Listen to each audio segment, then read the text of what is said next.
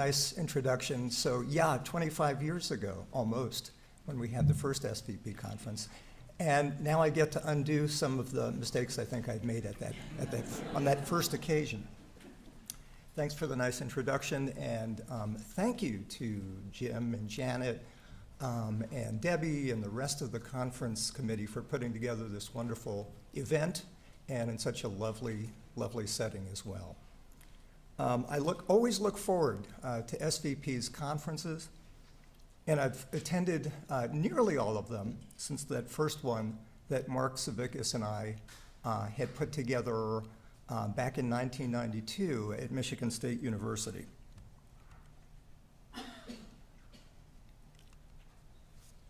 You may recognize some of these people. I don't know how well the picture shows up back there, but if you appeared in this picture, please stand up. We have Bluestein back there, Badja Fuad, Sue Phillips. Wonderful to have you back in our midst, Sue. Steve Brown. You can date that photo by the hair that Bluestein and Brown and I had. Or had. You can sit down now. Yeah. Take your walkers and just... That first conference, that first SVP conference holds some very special memories for me. It included contributions from many of our most influential theorists of the day, including in this picture Ed Borden, Renee Dowis, John Holland, John Crumbles, and Donald Super. In addition to the excitement of getting to interact with those luminaries and with my other wonderful colleagues at the conference, it was at that conference that SCCT, Social Cognitive Career Theory, made its public debut. The focus of that first conference was on theoretical convergence or integration. And SCCT was intentionally designed to be an integrative framework. Not all of the theorists present at that first conference, however, were big fans of the theory integration agenda. John Holland, for example, in his inimitable way, referred to that first gathering as a Tupperware party for vocational psychologists. Ouch. I guess you can't please everybody. Here we are nearly 25 years later, still focused on more or less the same theme of integration. When invited to speak at this conference, what came to mind first was that great old Yogi Berra line. It's like deja vu all over again.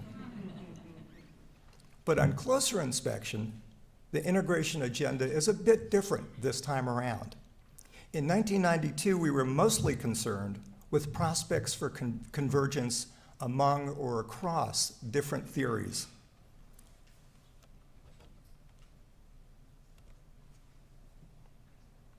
As shown in this slide, we're really wondering whether it would be possible to fit together the separate puzzle pieces into a larger, more comprehensible whole.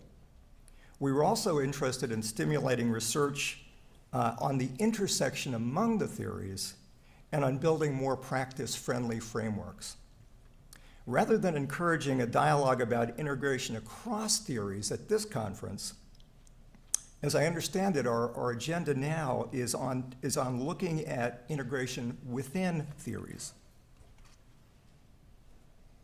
That is, we're being asked to create linkages, better linkages between each theoretical position, its own research base, and its own practical applications, or between theory, research, and practice in a more general sense.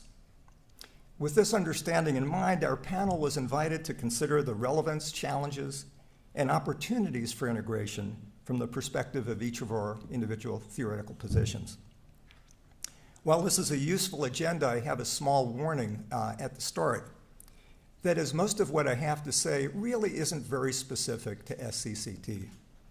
Any of us up here and any of you all in the audience can contribute to this dialogue without being aligned with a particular theoretical position. I think the issues really transcend the theories themselves, though one's response to the notion of integration may be linked partly to how one defines a career theory and sees its necessary functions. Myself, I tend to view theories in fairly formal or old school terms.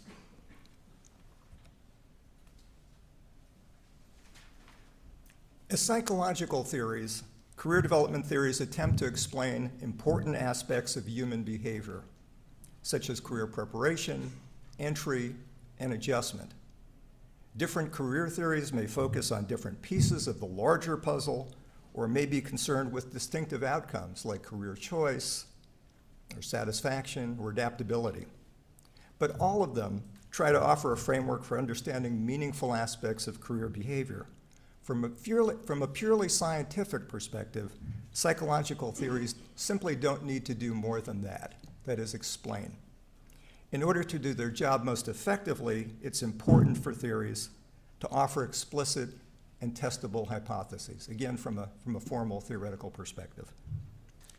These hypotheses can generate research that leads to inferences about the theory's utility, generalizability, and limitations. We don't always demand that career theories contain clear hypotheses, but this is a desirable feature if we wish them to be more than thought-provoking points of view, if we want to know how well they conform with data, and if we want to be able to disconfirm and improve or repair them.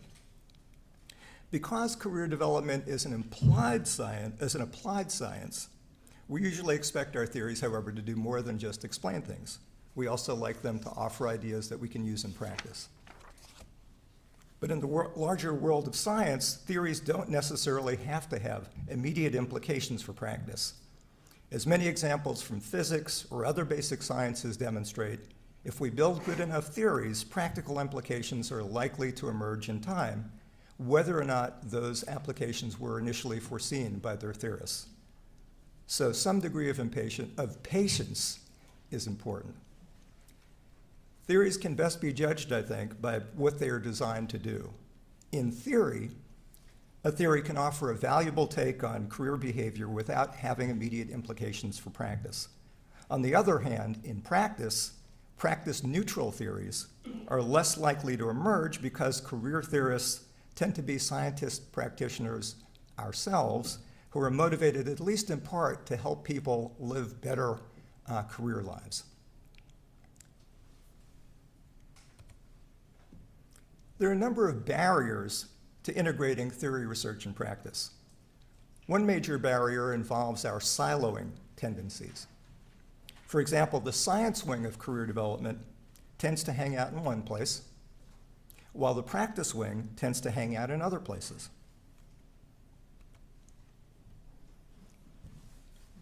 If you identify primarily with theory and research, you're likely to rub shoulders with like-minded folks at SVP. If you're more oriented toward practice, you might seek out places like NCDA or IEVG.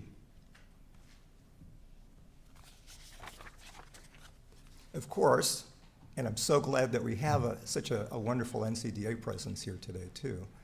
Of course, many of us have much broader professional identities and affiliations, but our siloing tendencies as a field can be readily understood within the context of Holland's birds of a feather hypothesis.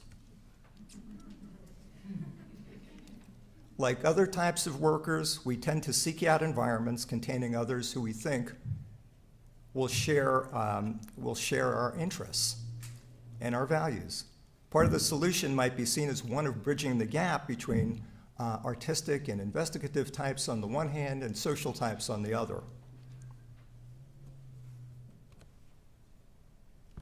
On the other hand, the happy reality is that many career theorists, researchers, and practitioners, probably most of us, all share A, I, and S tendencies as part of our Holland codes, though the rank ordering may differ from one to another. All three types of professionals tend to prize creative and social pursuits to one degree or another, though we may differ a bit in our fascination with theory and research per se.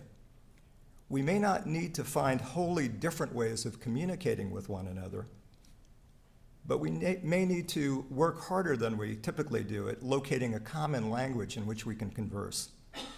Identifying overarching goals and gatherings like this conference, for example, can also draw us together in common cause. What are some tangible ways of strengthening the linkages between theory, research, and practice? I can offer a few ideas, but honestly, none of them are particularly original, and certainly none of them is a silver bullet. First, as I had suggested earlier, theory-based research is facilitated by the provision of clear, specific, and testable hypotheses. In developing SCCT, we used as our model prior theories that had offered explicit predictions, such as TWA, theory of work adjustment, and Holland's theory. It also helps for theorists to provide research that models or shows how their theories can be tested.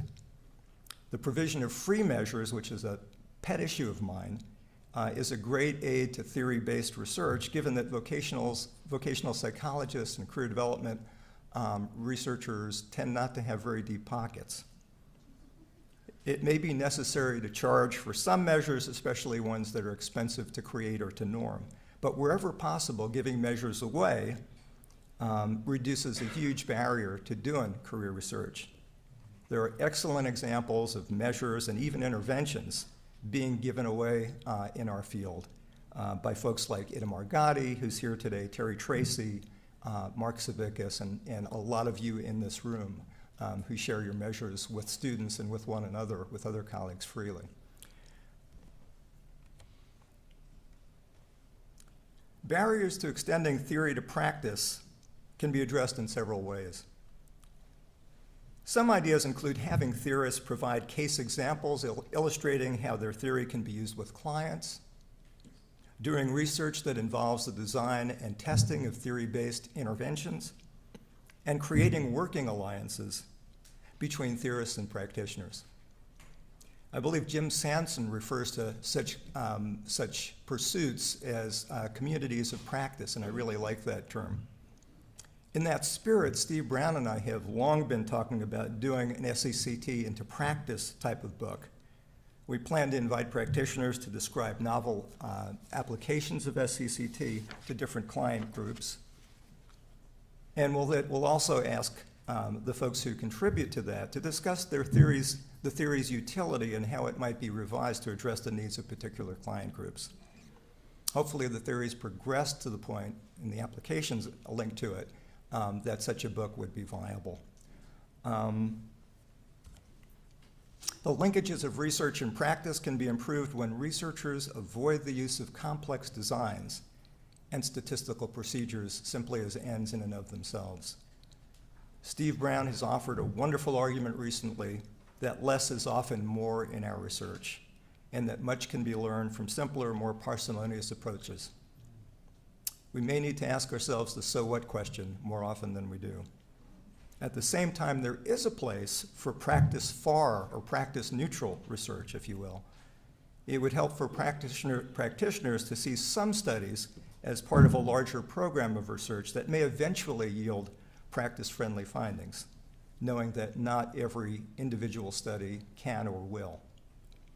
Finally, as with practice, theory-practice linkages, it would be helpful to encourage collaborations and ongoing dialogues between researchers and practitioners, including membership in the same professional association and attendance at the same conferences. I see our professional leaders as really key to that overarching goal. We have marvelous folks like Mark Savickas, Barry Chung, David Bluestein, who have tried to encourage fertilization between SVP and more practice-oriented associations like NCDA. Janet Lenz, Debbie Osborne are other good examples of leaders who have really tried to draw those associations together. It would be good for us to continue those kinds of efforts, really, really important too. For example, by finding better ways to incentivize joint organizational memberships and conferences. We also need to do a much better job than we currently do of bringing our research and practice to the attention of government policymakers, which can greatly magnify their contributions to society. Colleagues like Scott Solberg are in the forefront of doing that very thing. The chapter version of my presentation will go into more depth than I can here about the barriers to theory, research, and practice integration and how we might overcome those barriers to integration. It'll also have a bit more to say about how integration can be approached specifically from the perspective of SCCT. Finally, as I had said at the outset, concerns about how to improve theory, research, practice linkages are not new to our field.